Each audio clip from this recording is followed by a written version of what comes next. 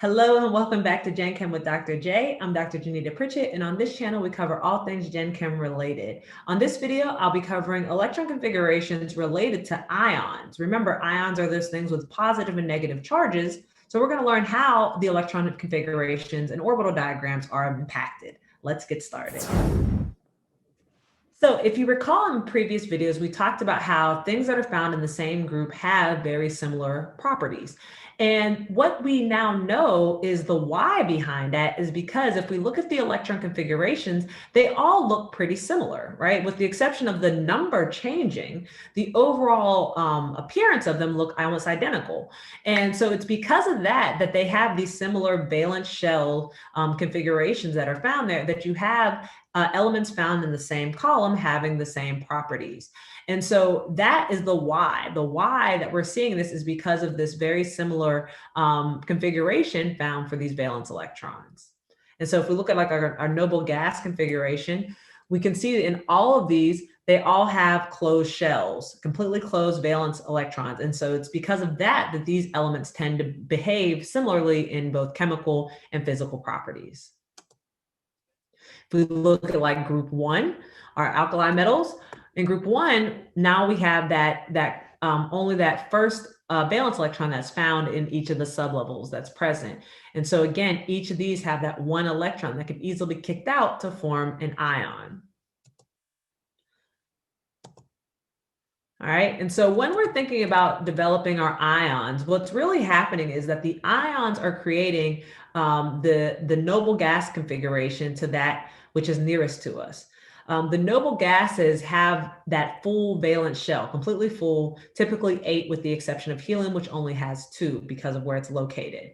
And so because we have that completely filled shell, that's where you get this inert property that exists, the non-reactivity, the resistance to wanting to donate or receive an electron like some other elements. And so when we're generating these ions, we got to remember that we're going to be generating the noble gas that's nearest to it. If it's a metal, it'll be losing its electrons to become the noble gas that comes before it. And if it's a non-metal, it'll be gaining electrons to become the noble gas that precedes or comes after it, excuse me. So everybody wants to be like a noble gas. And so if you look at your alkali metals, your group 1, they only have that one valence electron. So it's very easy for them to kick that electron out and assume the noble gas configuration of the noble gas that comes before it. If we look at our halogens are so close to being like a noble gas that comes after it that all we need is one electron to come in to completely fill it up. So the moral of the story is when you're generating these ions, whether it be an anion or a cation, it'll assume the noble gas configuration that is nearest to it. Metals will become the noble gas that comes before it. Non-metals become the noble gas that comes after it. And so remember, these valence electrons, they are the most important electrons in the atom. They are what determine the behavior of an element, both the chemical and some of the physical properties. And so that because the number of valence electrons follows that periodic pattern, the properties associated with elements in a group will also be associated with one another. So our key when we're developing these ions is trying to obtain that noble gas configuration, that holy grail of 8 electrons in there. Having an electron configuration or an orbital diagram or valence shell that's completely full is very stable. And so that's what we're trying to create. When you're so close to being, one over or one away from becoming a noble gas, that's when you have very reactive elements like group 1 or group 7. And so when we're dealing with generating these ions, just bear that in mind that you'll be generating the noble gas configuration for the noble gas that comes before it if it's a metal or comes after it if it's a non-metal. And so we know our group 1 has a charge of +1, group 2 has a charge of +2, and that coincides with the number of electrons it must lose to gain that noble gas configuration. For group 7 is a charge of -1, group 6 charge of -2, and again, that is the charge that's needed to become the number of electrons they got to gain to become that noble gas that comes after it. All right, and so you can see some elements that do have some predictable charges that are shown for you here. Now, your transition elements are a little interesting because they can actually take on multiple charges because of the fact that they have those d orbitals that they can tap into. And so, yeah, they'll start off by first losing those outermost shells in that s orbital, but then you have the ability to actually lose electrons in your d sublevel, which would allow for these additional charges that they can take on, which is why in the previous chapters we hadn't assigned a specific predictable charge for our transition elements. All right, so again, with the cations, your cations are going to become most stable after they have created a valence shell that is completely empty.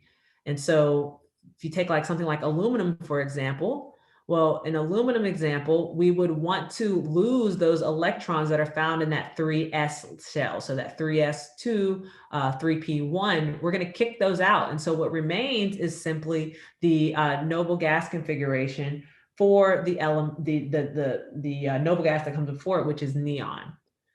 And again, transition elements have the ability to not only lose from that s orbital, but also from the d orbitals that are persistent. You're going to lose from the s orbital first, and then lose from the d.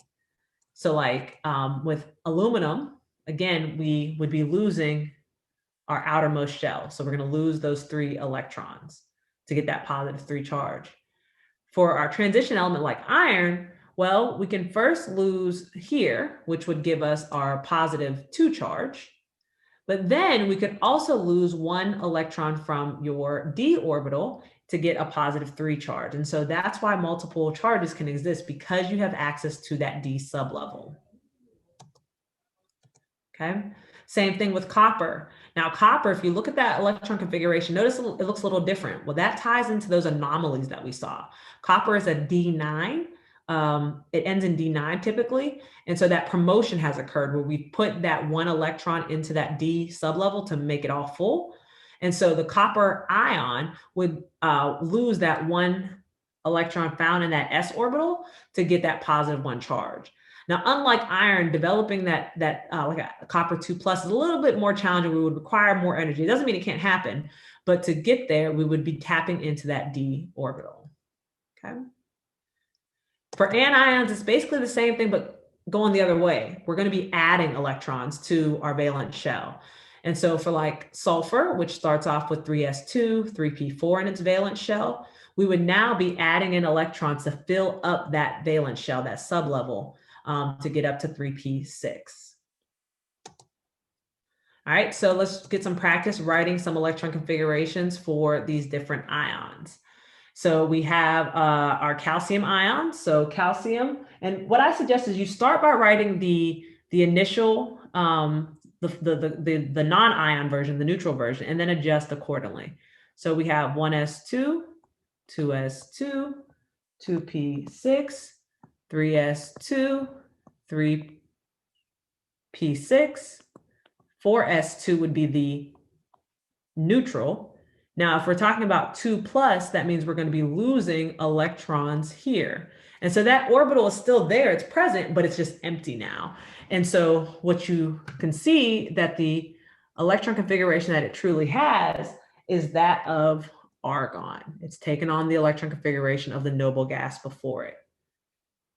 For chlorine, we would have 1s2, 2s2, 2p6, 3s2, 3p5 for the neutral. And then if we're making it an ion, we're going to fill up that subshell.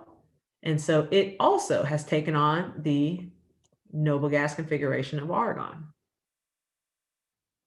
For Fe2+, we would have 1s2, 2s2, 2p6, 3s2, 3p6, 4s2, 3d6. So to become the +2 version, we are going to be losing from there. Okay. And then for the +3 version, well, let's just start where we're at with the +2.